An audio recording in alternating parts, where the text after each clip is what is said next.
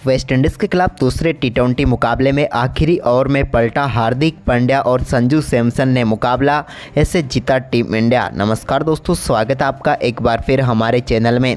भारत और वेस्टइंडीज़ के बीच टी20 सीरीज़ के दूसरे मुकाबले में भारतीय टीम की तरफ से हार्दिक पांड्या और संजू सैमसन ने शानदार परफॉर्मेंस करते हुए टीम इंडिया को आखिरी 2 ओवरों में हारे हुए मुकाबले में शानदार जीत दिलाई।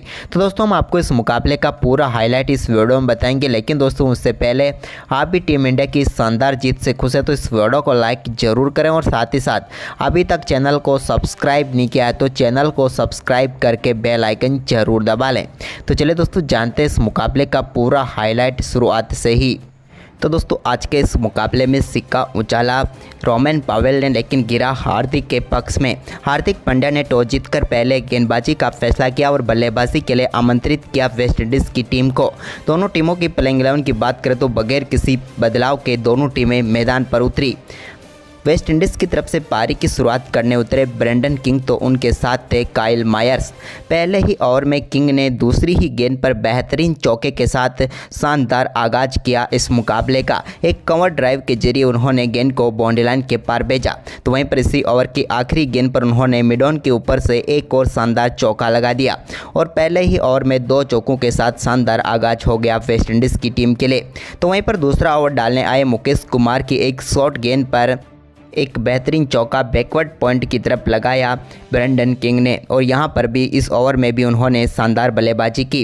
लेकिन इसके बाद तीसरे ओवर में एक बार फिर यहां पर शानदार बल्लेबाजी करते हुए नजर आए अर्शदीप सिंह की एक कमाल का शॉट खेला उनकी गेंद पर और 6 रनों के लिए गेंद को भेज दिया काइल मायर्स ने। तो वहीं पर इसी ओवर की आखिरी गेंद पर भी एक और कमाल का शॉट उनके बल्ले से देखने को मिला और ये भी गेंद सीधे स्टैंड में डिपॉजिट हुई। वहीं पर इसके बाद दोस्तों टीम इंडिया को पहली सफलता मुकेश कुमार ने चौथे ओवर में दिला दी। उन्होंने शानदार गेंदबाजी करते हुए एलबीडब्ल्यू आउट करके पेविलियन भेजा ब्रेंडन किंग को और भारतीय टीम को पहली सफलता मिली। ब्रेंडन किंग टीम इंडिया के लिए बड़ा खतरा साबित हो सकते थे, लेकिन उनको पेविलियन भेजकर टीम इंडिया के गेंदबाजों ने कमाल कर दिया। लेकिन इसके बाद इस मुकाबले में नंबर 3 पर निकोलस पूरन बल्लेबाजी करने उतरे, तो उन्होंने आते ही एक बार फिर पिछले मुकाबले की तरह ही इस मुकाबले में भी ताबड़तोड़ बल्लेबाजी जारी रखी और शुरुआती तीसरी गेंद पर ही उन्होंने शानदार छक्का जड़ दिया। पावर प्ले का आखिरी ओवर डालने आए अक्षर पटेल की पहली ही गेंद पर उन्होंने शानदार छक्का लॉन्ग ऑन के ऊपर से लगाकर कमाल का छक्का जड़ दिया। इसके बाद दोस्तों यहाँ पर 7वां ओवर डालने आए यजुवेंद्र चहल की पहली गेंद पर भी एक बार फिर कमाल का छक्का उनके बल्ले से देखने को मिला। तो वहीं पर इसके बाद 8वें ओवर में भी अक्षर पटेल की गेंद को उन्होंने शानदार तरीके से 6 रनों के लिए भेज दिया।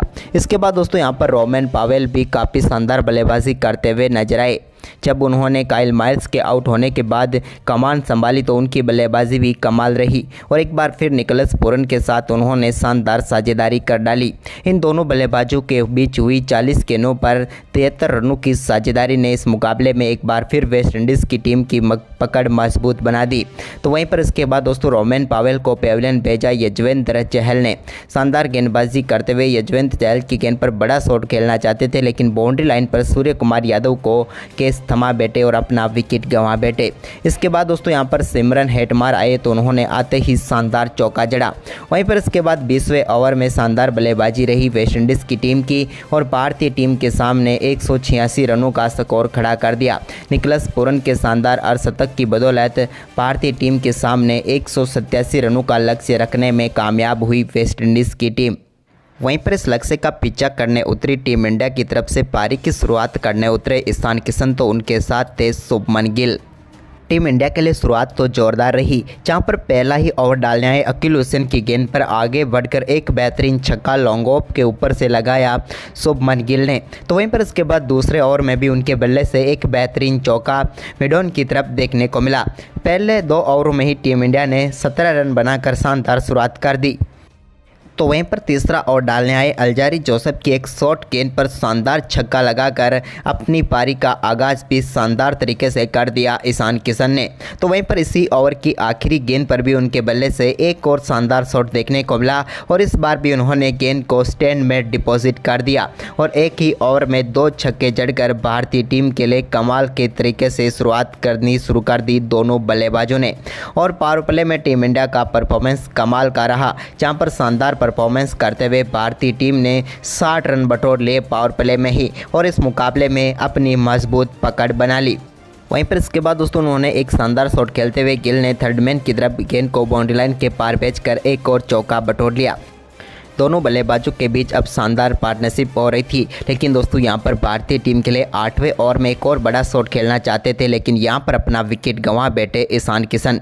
अच्छी बल्लेबाजी कर रहे थे, लेकिन इस मुकाबले में 35 रनों की पारी खेलकर वो भी आउट हो गए और भारतीय टीम को पहला झटका 68 रनों के स्कोर पर लगा। इसके बाद सूर्य कुमार यादव ने आते ही पहली गेंद पर शानदार छक्के के साथ अपना खाता खोला। एक स्कूप शॉट के जरिए उन्होंने गेंद को बाउंड्री लाइन के पार भेजा। तो वहीं पर इसके बाद दोस्तों के बाद शुभमन गिल के बल्ले से भी एक बेहतरीन चौका देखने को मिला। इस बार उन्होंने गेंद को ऑन साइड में शानदार तरीके से 4 रनों के लिए भेजा, लेकिन इसके बाद शुभमन गिल भी जब 43 रनों के स्कोर पर पहुंचे तो अपना विकेट गंवा बैठे और भारतीय टीम को दूसरा झटका लगा। दूसरे झटके के साथ ही वेस्टइंडीज़ की टीम इस मुकाबले में वापसी करते हुए नजर आई, लेकिन इस मुकाबले में नंबर 4 पर टीम इंडिया की तरफ से हार्दिक पांड्या बल्लेबाजी करने उतरे, तो उन्होंने भी आते ही एक शॉर्ट गेंद पर बेहतरीन पुल शॉट के जरिए शानदार तरीके से गेंद को बाउंड्री लाइन के पार भेजा और चौके के साथ अपना खाता खोला। तो वहीं पर इसके बाद सूर्य कुमार यादव ने एक कमाल का छक्का जड़ा और इस बार उन्होंने गेंद को शानदार तरीके से स्टैंड में भेज दिया। इस छक्के के साथ ही टीम इंडिया का स्कोर 100 रनों तक पहुंच गया 11वें ओवर में। और इसके बाद दोस्तों एक और कमाल का शॉट खेलते हुए ऑफ साइड में ही कट शॉट के जरिए शानदार चौका सूर्य कुमार यादव के बल्ले से देखने को मिला। अब दोनों बल्लेबाजों ने भी कमाल की साझेदारी बुननी शुरू कर दी। इसी बीच एक straight down the ground shot खेलना चाहते थे सूर्य कुमार यादव, लेकिन यहां पर वो गलती कर बैठे और अपना केस थमा बैठे सिमरन हेटमायर को और भारतीय टीम को तीसरा झटका लगा। उनके आउट होने के बाद क्रीज पर उतरे तिलक वर्मा। तिलक ने आते ही कमाल की बल्लेबाजी करते हुए एक बेहतरीन छक्के के साथ अपना खाता खोला। ये तो कमाल का शॉट था जो उनके बल्ले से देखने को मिला। इसके बाद अगली ही गेंद पर उनके बल्ले से एक और शानदार चौका देखने को मिला। अब भारतीय टीम का स्कोर 12 ओवर की समाप्ति तक 115 रन हो चुका था 3 विकेट के नुकसान पर, लेकिन दोस्तों यहाँ पर तिलक का बल्ला रुक नहीं रहा था। वो एक और बड़ा शॉट खेलना चाहते थे, लेकिन इस बार वो गलती कर बैठे और सीधे अपना केस थमा बैठे और अपना महत्वपूर्ण विकेट भी वो गंवा बैठे और भारतीय टीम ने 122 रनों के स्कोर पर अपना चौथा विकेट भी गंवा दिया। लेकिन इसके बाद क्रीज पर उतरे संजू सैमसन ने भी कमाल की बल्लेबाजी करते हुए तीसरी ही गेंद पर शानदार छक्का लगाकर अपना भी बेहतरीन खाता खोल लिया। यानी कि भारतीय बल्लेबाज आज चौके या छक्के से ही खाता खोल रहे थे। इसके बाद 14वें ओवर की तीसरी गेंद पर हार्दिक ने भी एक straight down the ground shot खेला और गेंद को सीधे साइड स्क्रीन पर डालकर एक और छक्का बटोर लिया और भारतीय टीम का स्कोर अब धीरे धीरे लक्ष्य की तरफ बढ़ता हुआ नजर आ रहा था। वहीं पर इसके बाद दोस्तों एक और शानदार चौका हार्दिक ने भी जड़ दिया।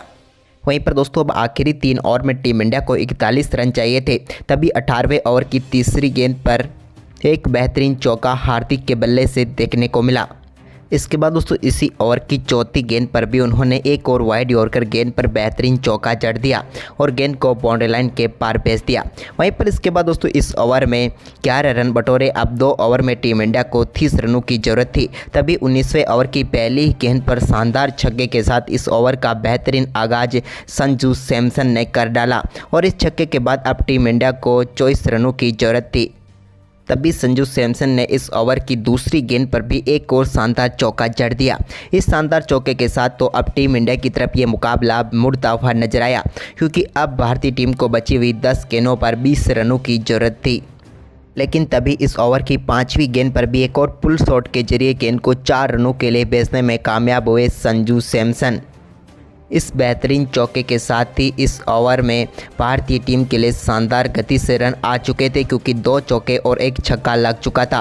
लेकिन आखिरी गेंद पर भी संजू सैमसन कहां रुकने वाले थे, उन्होंने एक बार फिर गेंद को लॉन्ग ऑन के ऊपर से 6 रनों के लिए भेज दिया और इस ओवर में उन्होंने शानदार बल्लेबाजी करते हुए 20 रन बटोर लिए और अब मुकाबला पूरी तरह से टीम इंडिया की पकड़ में आ चुका था, क्योंकि आखिरी ओवर में 10 रन ही चाहिए थे। लेकिन आखिरी ओवर की पहली गेंद पर हार्दिक ने सिंगल लिया, तो वहीं पर दूसरी गेंद पर एक बेहतरीन चौका संजू सैमसन ने एक बार फिर जड़ दिया।